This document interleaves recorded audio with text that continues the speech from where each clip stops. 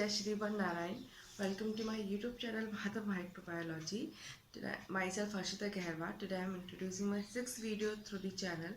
So today I am not going to share any of important topic or any other important information towards you.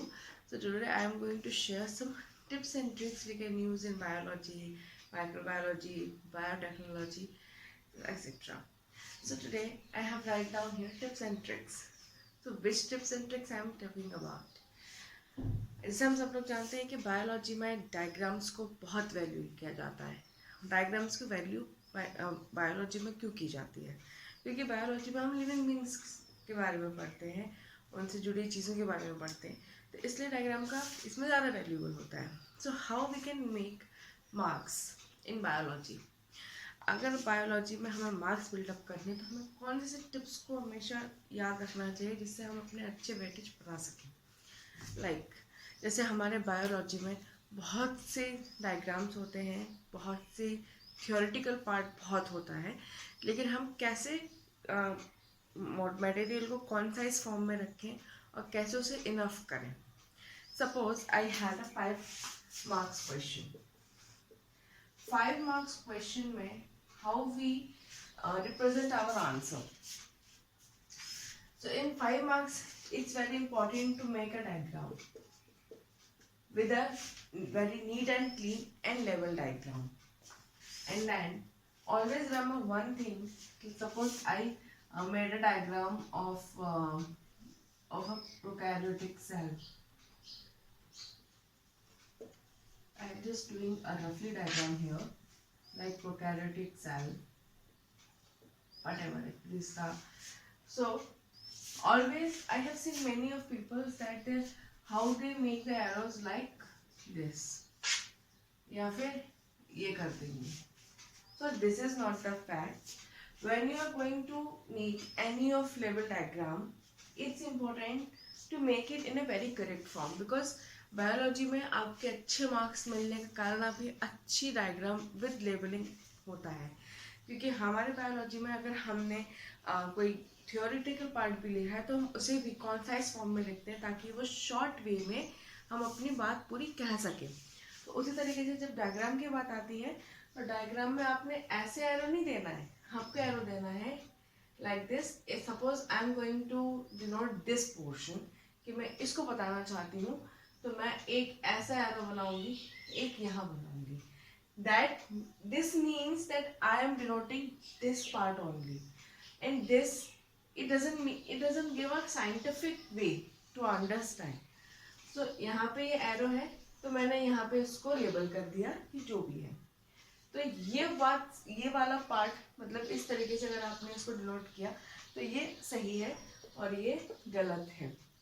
ये चीज़ अगर 9th class के, 10th class के, 11th class के, 12th class के बच्चे देख रहे हैं तो उनके लिए भी बहुत इंपॉर्टेंट है, क्योंकि आगे चल के आपको भी ये बहुत वैल्यूबल करेगा और पहले से आप इसको अपना सही रखेंगे तो बहुत आसानी रहेगी। इस तरीके से आप इसको बना सकते हैं।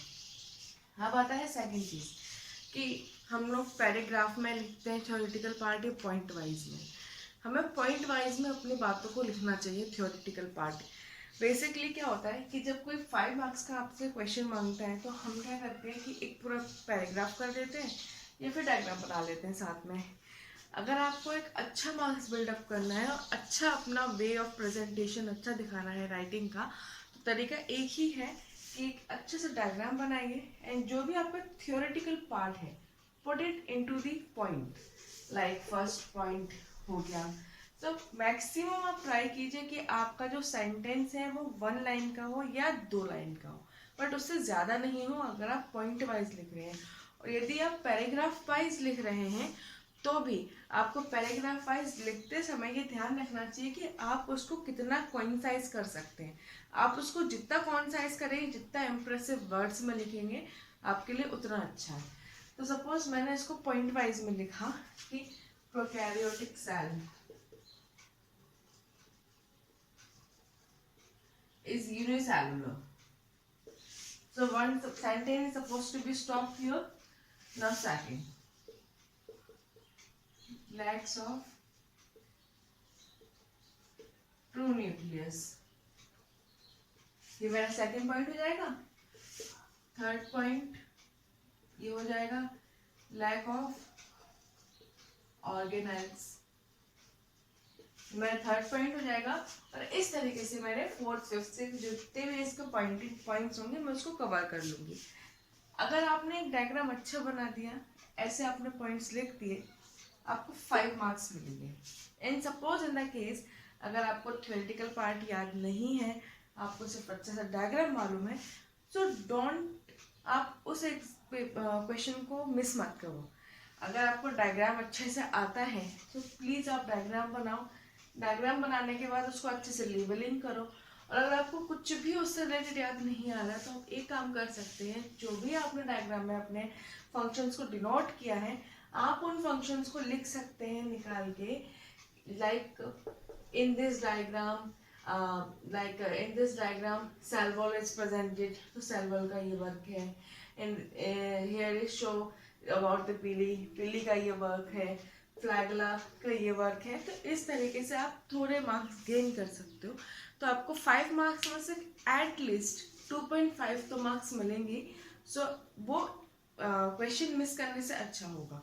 तो आप इसको इस तरीके से कर सकते हैं। अब आती है थर्ड चीज, वो ये है कि हमने इसको फोर्थ सिक्स्थ या लास्ट 6 पॉइंट में कवर कर दिया विद डायग्राम, 5 मार्क्स मिल गए। But how to write the answers in 2 marks, carrying 2 marks, जिनके क्वेश्चंस 2 मार्क्स के होते हैं, हम उसमें उसको कैसे लिखें, कैसे करें। Suppose I M attempting 2 marks question, so how I do. 2 marks में ये करते हैं हम एक अच्छा सा डायग्राम बनाते हैं। डायग्राम बना दिया, डायग्राम के बाद आपने 2 पॉइंट्स लिख दिए, दैट्स इनफ फॉर 2 मार्क्स। क्योंकि बायोलॉजी में अगर आपने डायग्राम बना दिया तो आपके हाफ मार्क्स तो कहीं नहीं गए। अगर आप 5 नंबर का अटेम्प्ट कर रहे हैं तो 2.5 मार्क्स आपको पक्का मिलेंगे।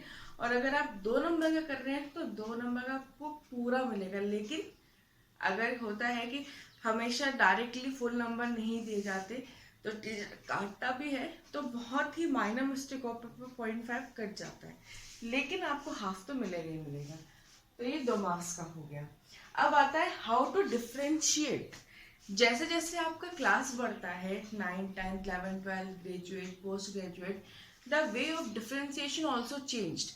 अब it's not like a kids की आपने बस ऐसे ऐसे वो कर दिया, टेबल फॉर्म में कर दिया, आपने डिफ्रेंशिएट कर दिया। No, there was also some changes in there which makes to write more impressive than it earlier. तो इसको और इम्प्रेसिव हम कैसे कर सकते हैं, वो देखना चाहिए। तो इम्प्रेसिव करने के लिए मैं बताती हूँ। Suppose I am going to attempt the question about differentiate between gram negative and gram positive bacteria. Gram negative bacteria and gram positive.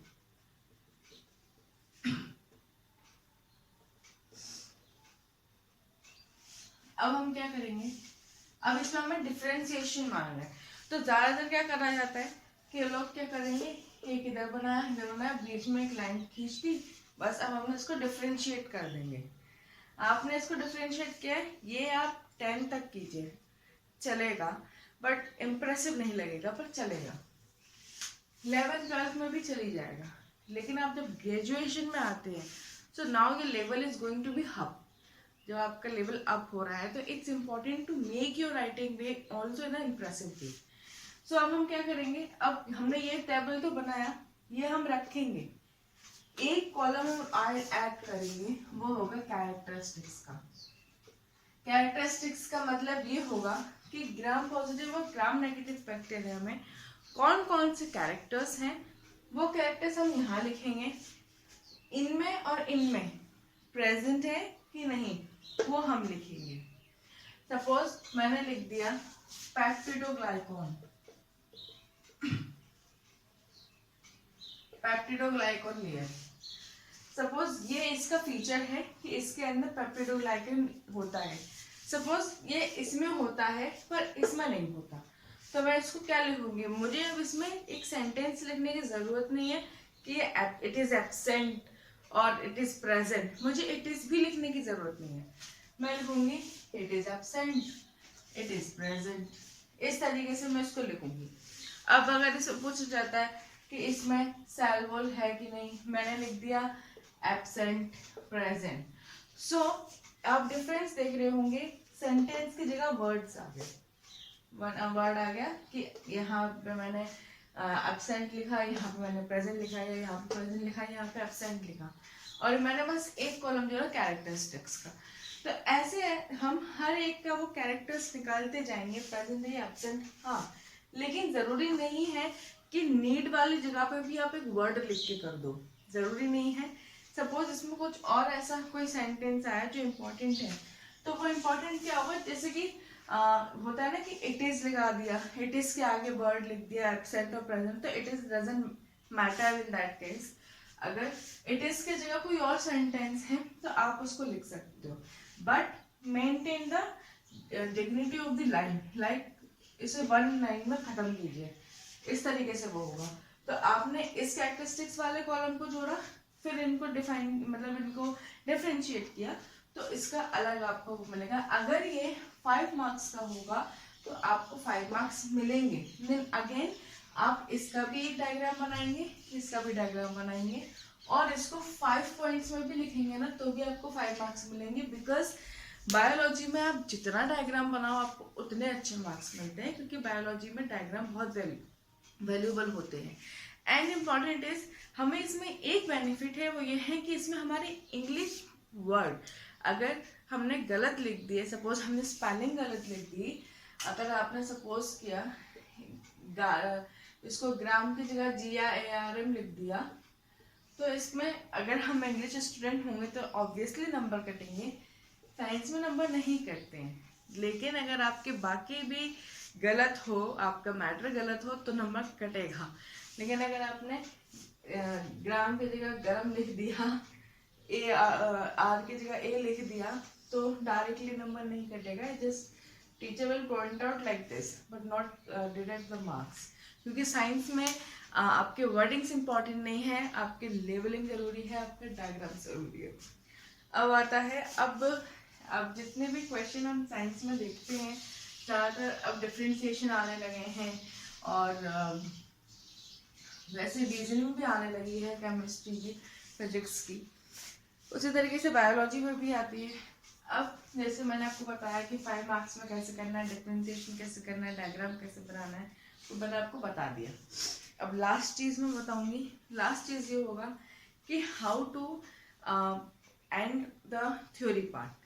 Suppose आपने अपना आंसर लिख दिया, आपने एक अच्छी खासी लाइन लिख दी, 1 2 3 4, उसको आपने पॉइंट्स में लिख दिया। करने के बाद हमें हमेशा यही बताया जाता है कि always make a line after finishing your question, and that's very important. अगर आपने अपना आंसर फिनिश कर दिया, देन आपको इम्पोर्टेंट है या तो आप ये लाइन बनाए, फिर क्रॉस बनाए, फिर लाइन बनाए, या तो आप ये बनाए, या फिर आप उसको डबल लाइन में खत्म कीजिए। वैसे एक लाइन भी बनाएंगे तो चलेगा, पर इट इज मोर इम्प्रेसिव, ये और इम्प्रेसिव है। And always make it possible कि आप अपनी जो लाइनें बनाए वो ब्लैक पेन से बनाए, और एक लाइन आप बॉल पेन से बनाइए, और एक पेन या तो आप स्केच से बनाइए, so it will look impressive. तो इस तरीके से आप अपने आंसर को एंड कीजिए। तो और हमेशा ये ध्यान रखिए कि आपने एक आंसर खत्म किया तो आपको एक लाइन बनानी चाहिए। इससे क्या होता है कि अगर आपको कोई चीज़ याद भी आ रही हो और एग्जाम टाइमिंग में टाइमिंग कम है, तो आप खत्म ऐसे लाइन बना देंगे, तो that looks impressive first of all. Second चीज़, जब टीचर उसको चेक करेगा और आप जब उसको कंटिन्यू फॉर्म में होता है ना कि हमने ये लिखा, ये सब लिखा, फिर एक क्वेश्चन दोबारा नीचे आ गया तो हमने वो भी लिख दिया, तो कई बार टीचर अपने फ्लो में जब चेक कर रहे होते हैं तो they will get confuse in between that it is the answer of upper word, तो वो कंफ्यूजन नहीं होगा एंड इम्प्रेसिव लगेगा। और हमें अपने मार्क्स गेन करने के लिए हमेशा अपने राइटिंग इम्प्रेसिव का ध्यान देना चाहिए, उससे भी हमें अच्छे मार्क्स मिलते हैं। तो जब ये लाइन खींची होगी so she or he does not have any of a confusion that it might be at the same or another question. So make sure आप हमेशा अपना आंसर लिखने के बाद लाइन खींचे डबल लाइन खींचे या मेक अ क्रॉस। अगर आपने यहाँ पे क्रॉस बनाया है तो doesn't mean of make two lines, but अगर आप सिंपल लाइन बना रहे हैं तो make it into the two fine lines.